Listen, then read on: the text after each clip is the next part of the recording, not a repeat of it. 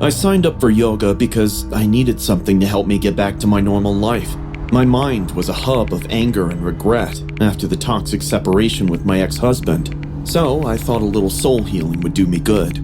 I enrolled in a local yoga studio, nestled between a vegan cafe and a nail salon. The very first day I entered through the doors, a calming smell of sandalwood and lavender hinted that I'd come to the right place. Our yoga teacher, Myuu, told me there's going to be a special Kundalini Meditation workshop and I should attend it. She said, "It's perfect for grounding and waking up your inner self," with a comforting smile that most yoga teachers seem to have. I didn't refuse because it sounded promising. I wanted peace so I could feel alive again. Apart from me, there were about 10 women joining the class. Myuu arranged our mats in a circle, placing a flickering candle in front of each one. Myuu turned off the room lights and told us to take positions on our mats. We sat cross-legged in the warm light of the candles. The session began with a spiritual Om chant playing in the speakers, and Myuu's soothing voice guiding us into breathwork. She asked us to keep our eyes closed. Breathe in through your nose. Hold. Breathe out through your mouth. My breath was shaky at the start, as if my restless body was pulling up a protest. But in the next 15 minutes, I started to feel like I was floating. The air changed, and I was perfectly at peace. So far, everything was going all right. But then, I began hearing a weird sound. At first, it was just a rhythmic wheezing, but then it escalated like someone was having difficulty breathing. I opened one eye just to get a look around. One of the students, a girl sitting right across from me, breathed harder than the rest of us.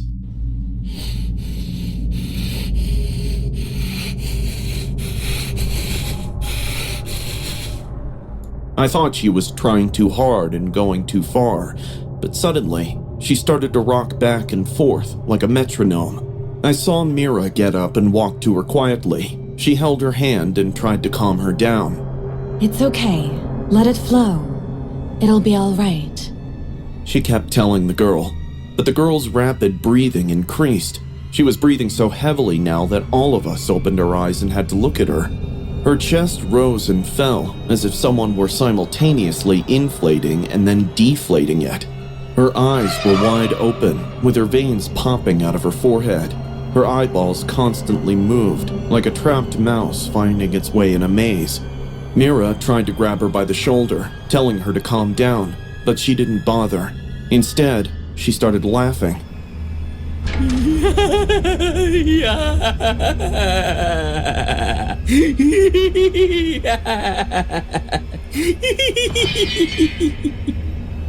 Her laughter sounded as if 2 or 3 voices were layered on top of each other.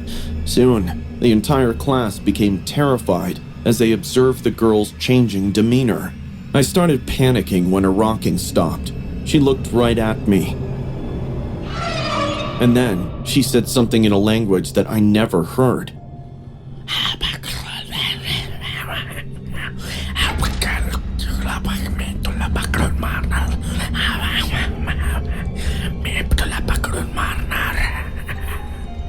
No one in the room seemed to understand what was happening to her.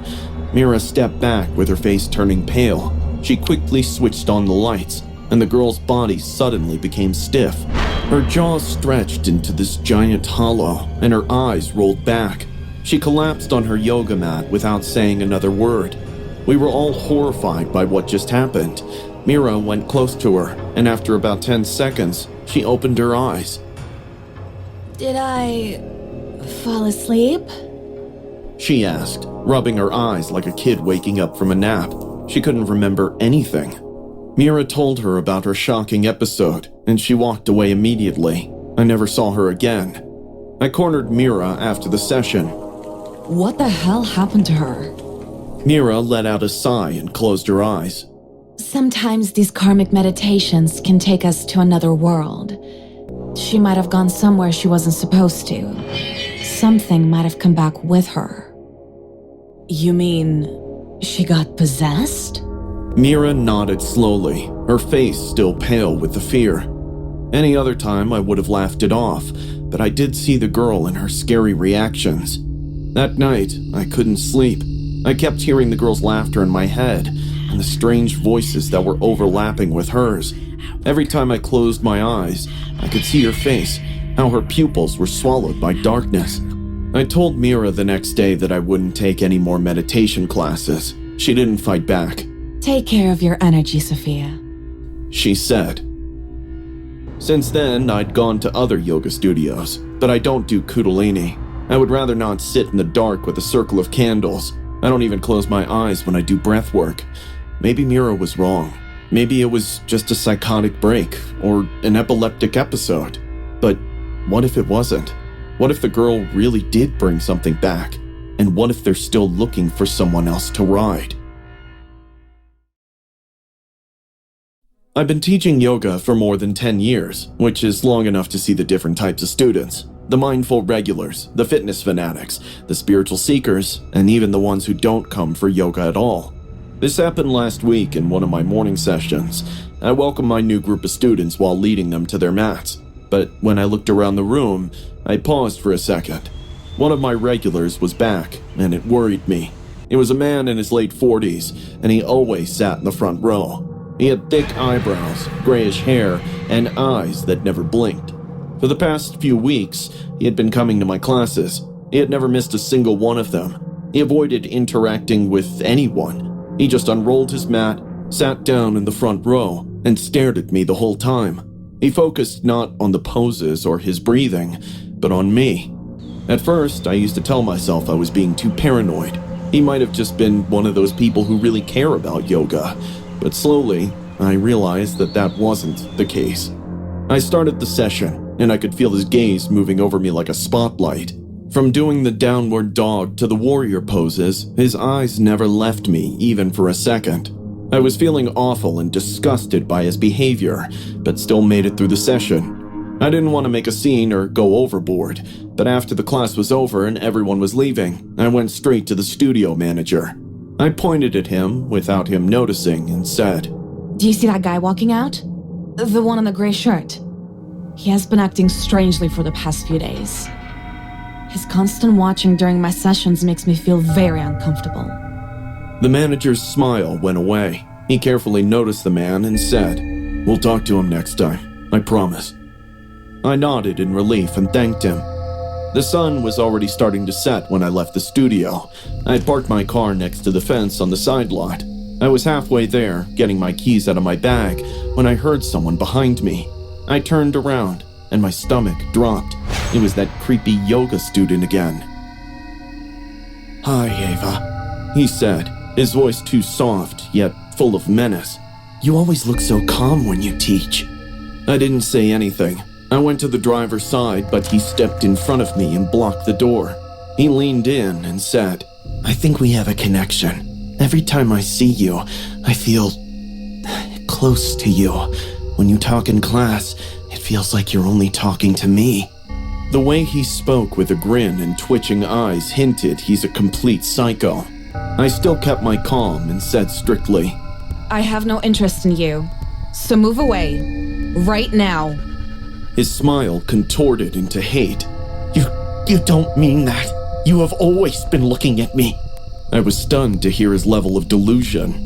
No, I haven't. Step back. He didn't. Instead, he moved closer to me.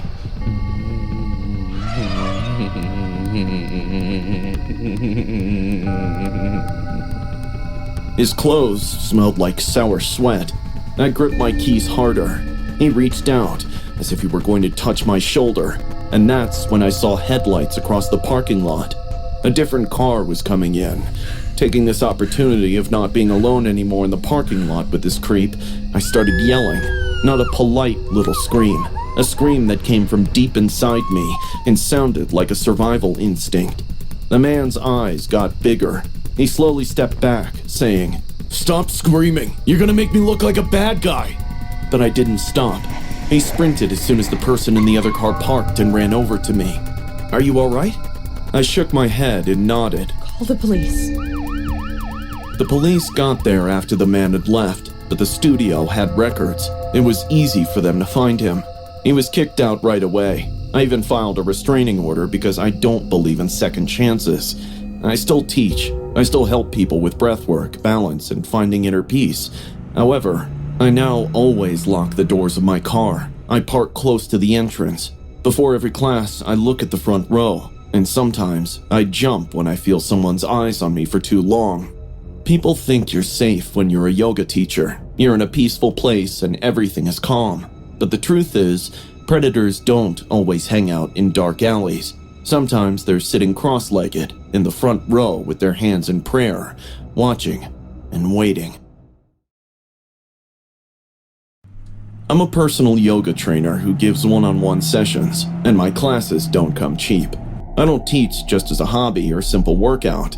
Most of my clients are either business professionals with stiff backs or elderly socialites who use green juice and downward dog exercises to rejuvenate their youthful energy. Awkward is nothing new to me because I'm more than used to strange. But what happened last year is the main reason why I'm afraid to take new clients. I was by a middle-aged man who recently went through some accident leading to a severe back injury. He said I was referred to him by a former client, and I believed him without digging deeper into his claims. He called himself Mr. Bellamy and offered me 3 times what I usually charge for in-home sessions. Even though I was making good money with my regular clients, who says no to more money, right? I thought I could deal with him, even if something awkward happened, because the money would help me get a bigger apartment at the end of the month. I reached his house, hoping to see a lot of grandeur. The house was big and fancy from the outside, but on the inside it looked like a model home, modern and glassy. There were only white walls, straight lines, and almost no furniture. I felt an unease that moment I stepped in, but I thought it was just rich people being minimalistic. I made some small talk with Mr. Bellamy and put my mat in the living room. He sat on the couch and watched me, with his hands folded neatly in his lap. My doctors don't want me to move around much yet, so I would just watch and learn today. I paused for a second, but then he reminded me that he was going to pay exactly what he promised, so I decided to just get on with the session. Once I began the poses, I noticed a smirk on his face, which got wider with each passing second. The way he watched me sitting in silence, without blinking, made my skin crawl. During some poses, he would ask me to repeat it, saying he needs to memorize my posture well, which only added to my discomfort. Still, I continued while keeping my discomfort hidden behind a tight-lipped smile. 20 minutes into the session, during the sun salutation, I moved to the cobra pose when I noticed a small black camera lens blinking red in the top corner of the room. It was aimed only at me. I froze for a second. A bile churned inside of me, and the empty house and the sketchy man all made sense all of a sudden. This pervert was recording me. I got up, doing my best to conceal my anger, as I was uncertain about what this man was capable of. Mr. Bellamy, I said, trying to keep my voice steady. I think we're done for today. I have taught you enough to remember until next session. He didn't answer right away, just slowly tilted his head. Do a few freestyle poses for me before you go, he insisted in a sick voice. No, I'm done. I'll pay twice as much. I don't care. I said as I rolled up my mate and almost sprinted out of the house. When I got to the driveway, my hands were shaking. I blocked his number and deleted the email thread as soon as I got home. I tried to forget about it all. But the next morning, I got an email from an unknown sender. There was no subject, just a link in it. I should have deleted it, but I couldn't help but look. It opened up to a blog about yoga fetishes, a lot of zoomed-in stills from my session, with each pose recorded and stored. I called the cops and the cyber cell right away. I gave them everything, the pictures, the house address, his name, and the email. That night, I couldn't sleep. Every noise outside my apartment window made my heart race. The police called the next day. The officer said, "Yeah, no one lives at that address." The house has been empty for months. The owner moved to another state last year. It is now for sale. "Ma'am," he said slowly, "we don't know who you met. It's unclear how they gained entry. However, there have been several lock changes in the past few weeks. We're looking into it. I was lucky, but luck isn't enough anymore. Now, I look into every client. I bring a friend with me to the first session, and I will never, ever ignore my instincts again.